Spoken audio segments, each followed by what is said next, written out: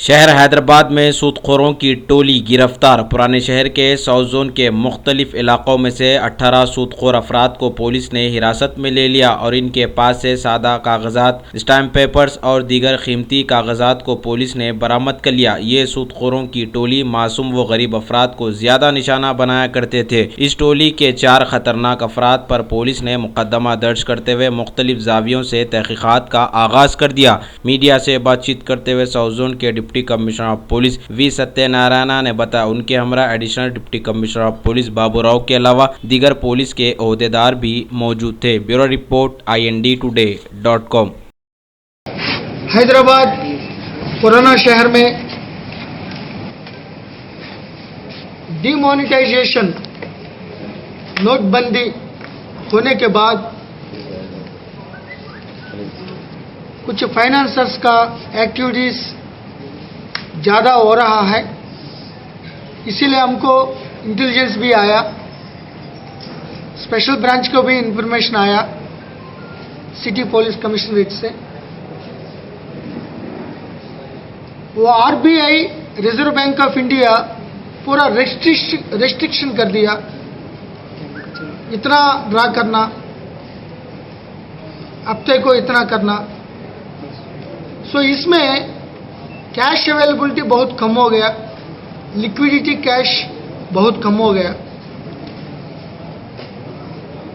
कोई स्कूल का डोनेशंस, कोई शादी का मामला थोड़ा बड़ा खर्चा होने में वो ऑनलाइन डिजिटल में कोई मुश्किल हो रहा है, इसीलिए वो लोग फिर फाइनेंसर्स के साथ पास जाके ये पैसा ले रहा था। ये लेने के टाइम में नॉर्मली ये फाइनेंसर्स ज़्यादा ले रहे हैं पैसे, इंटरेस्ट। अभी ये बहुत अच्छा मौका मिला, अभी और ज़्यादा 25%, 30%, 40% भी ले रहे हैं।